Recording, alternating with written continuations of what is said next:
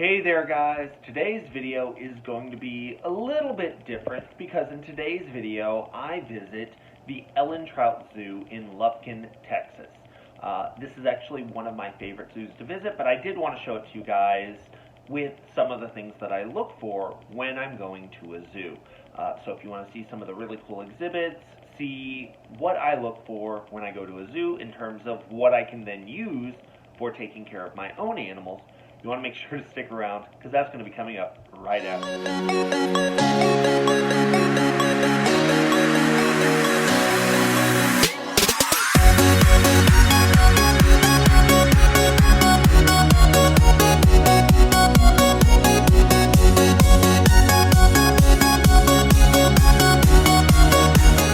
Hey there guys, this is Jack over at High Red Bird, where I am tirelessly working to find new ways to make the keeping of exotic animals and pets more exciting, more affordable, and ultimately more enjoyable. And in today's video, I wanted to take you guys on a tour of the Ellen Trout Zoo. This is one of my favorite zoos, and one of the first things I got to point out, this is one of the first exhibits you're going to see. You are going to see peafowl practically everywhere. That is one of the hallmarks of the Ellen Trout Zoo. So if you're not comfortable with being that close to animals that really have no concern whether you're there or not, you just want to be aware of that. Now, there are some exhibits where you're not going to find peafowl. The big cat exhibits are going to be one of them.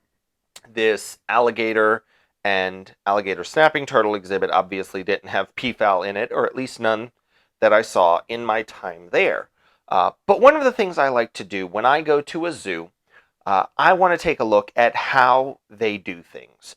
So how much space they give their animals, how they build their enclosures. I get a lot more excited about seeing brand new exhibits than I do seeing some of these animals, because I've seen a lot of these animals time and time again. And I also get excited to see how different people do things in order to minimize the maintenance that's needed for their animals.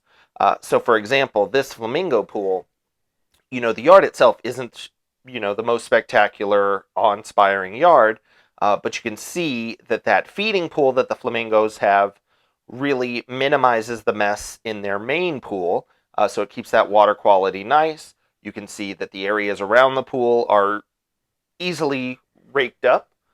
So there's just a couple of things that you can see that might give you an idea of some different ways that you can take care of your own animals. And I just love flamingos. They're one of my favorite animals. Now in this exhibit, you can see a couple different pieces of structure that I really liked. So in this owl exhibit, first of all, you can see there's that plastic sheeting on the north side. Now in Texas, a lot of animals can really just get away with getting a windbreak to stop the coldest part of what would be the north wind for us.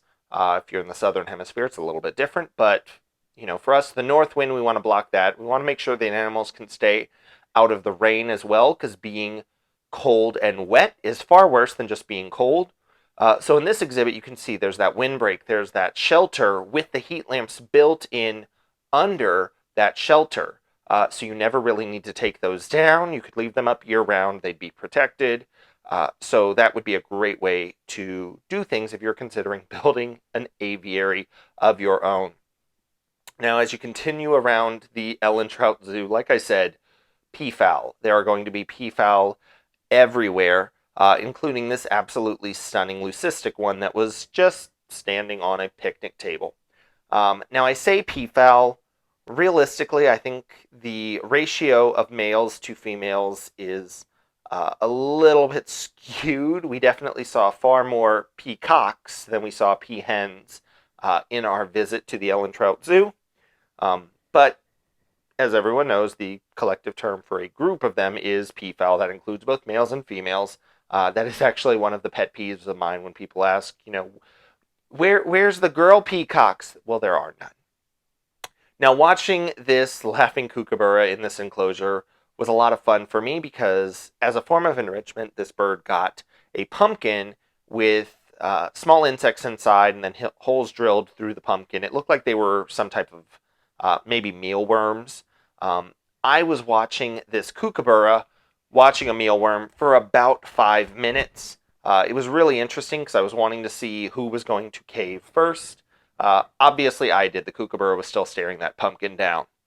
Now, this crown crane really drove home that a lot of these animals at zoos, especially right now as there is diminished attendance at zoos, they're not getting the attention from guests that they are used to. Uh, that crown crane was really, really interested in us.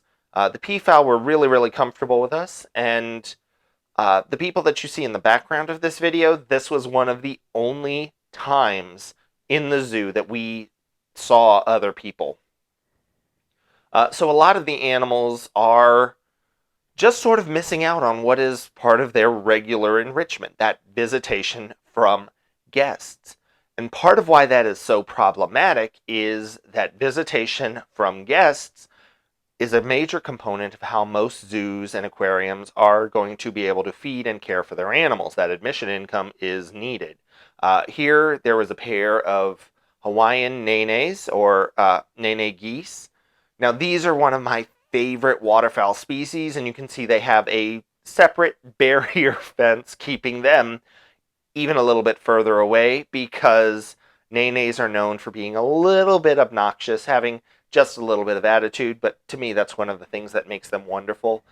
You can see even from a distance they were very, very interested in us. Again, more peafowl.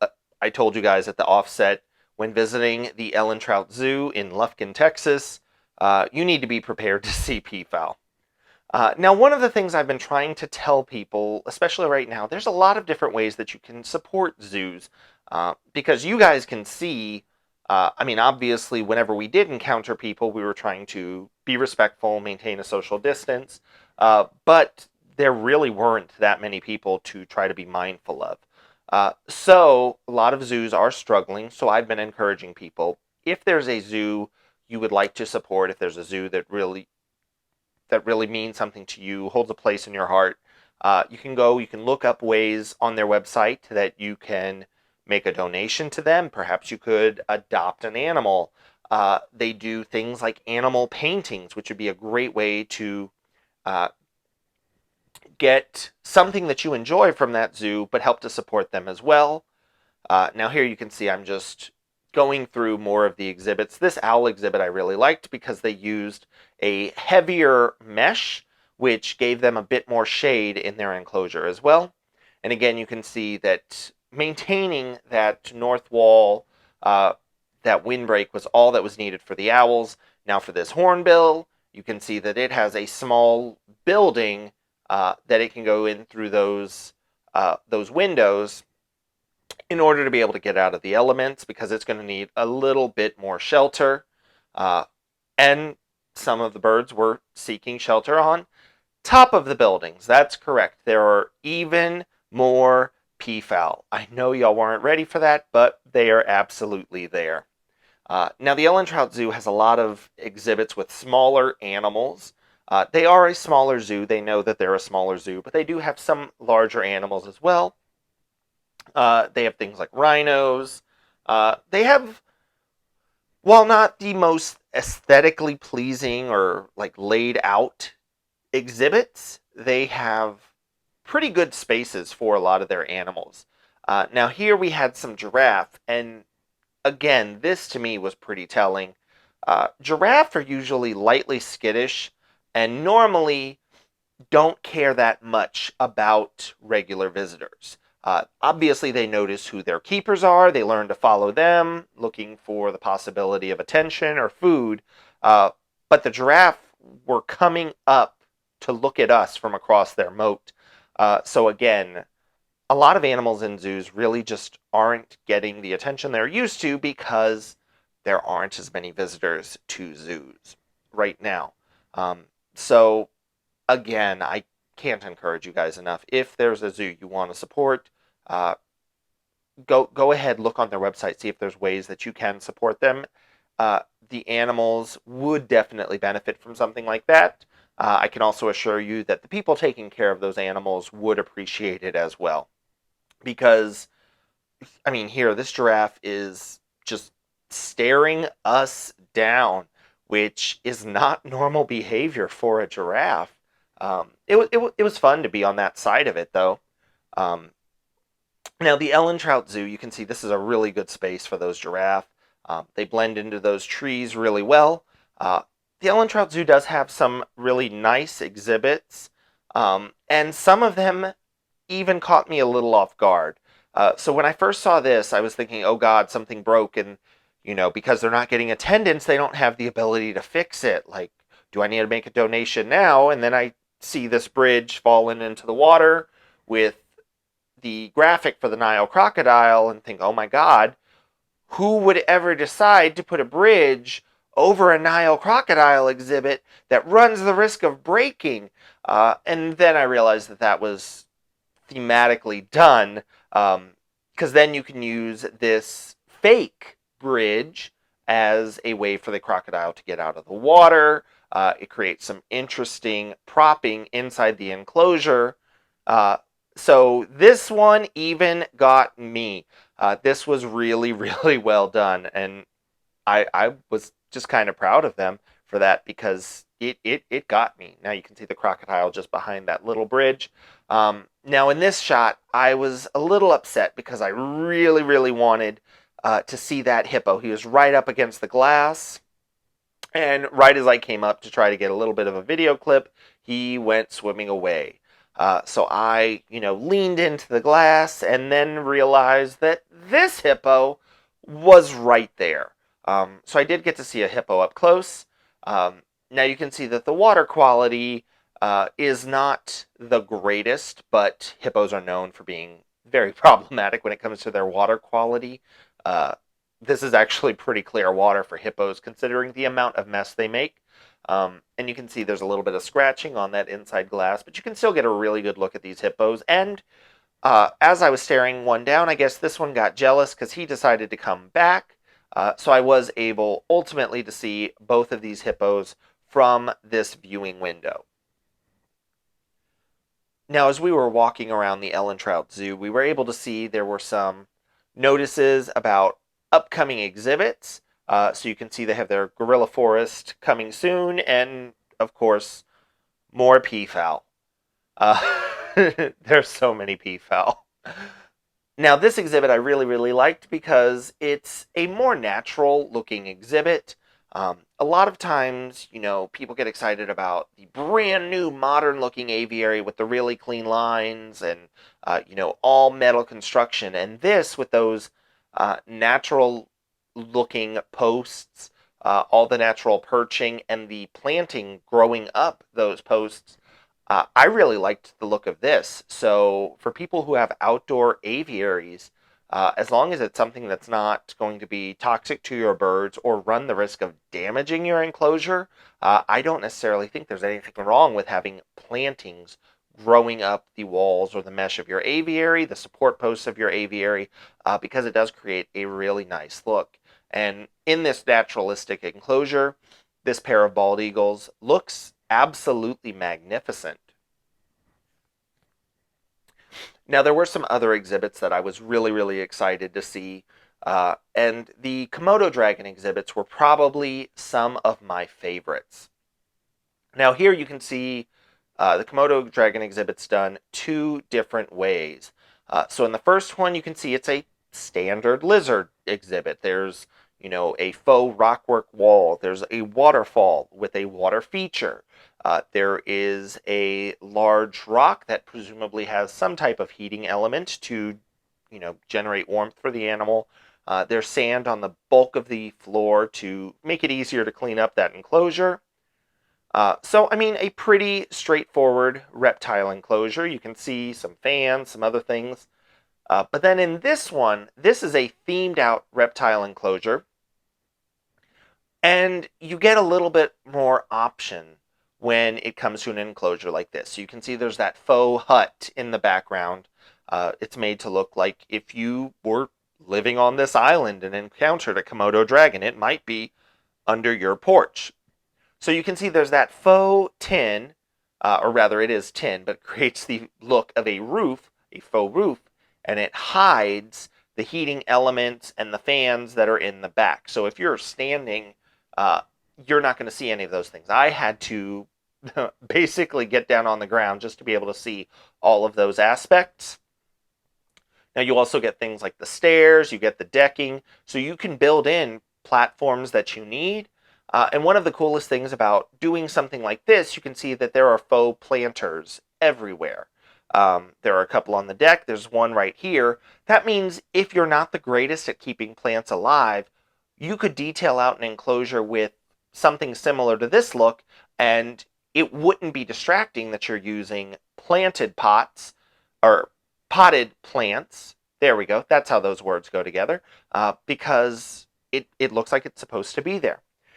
Now this enclosure, this was the clouded leopard, and you guys know I absolutely love birds. I love reptiles. When it comes to going to a zoo, I typically gravitate towards the animals that don't get that much attention.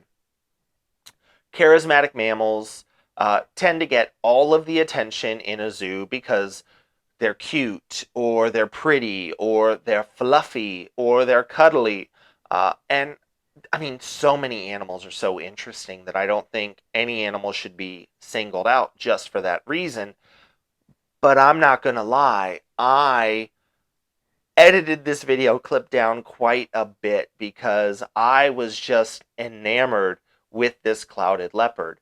Now, it also didn't hurt that this enclosure, you can tell, is a newer enclosure. The viewing panels were in pristine condition. You know, that animal looked absolutely spectacular, and it almost seemed like it was posing for these video clips. So, you know, I normally am the person that's like, no, I don't care so much about the charismatic mammals because everybody cares about them. Show me an interesting bird that only 4 other institutions in the country have. I'm usually more excited about that. But that, I don't know what it was. That clouded leopard really did just get my attention.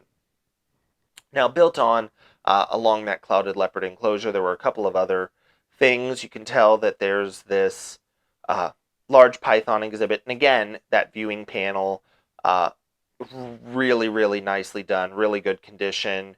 I don't know if it's because there was a lack of visitors or if there's this on top of it, but there were, you know, no fingerprints or anything like that. Now, it looked like all of these were just built on to this original Siamese crocodile exhibit. And for me, that's one of the fun things to do, to try to figure out how things were built. Because for older zoos, for smaller zoos, usually there'll be something that started an anchor exhibit, and then other things can be built off of that. So, you know, I don't always get it right, but sometimes it's fun to speculate on how those things were put together. And then right outside of that, you can see that water feature joined to these mandarin ducks with those palm fronds in their water feature, which I really enjoyed because that's a great opportunity to provide enrichment as well.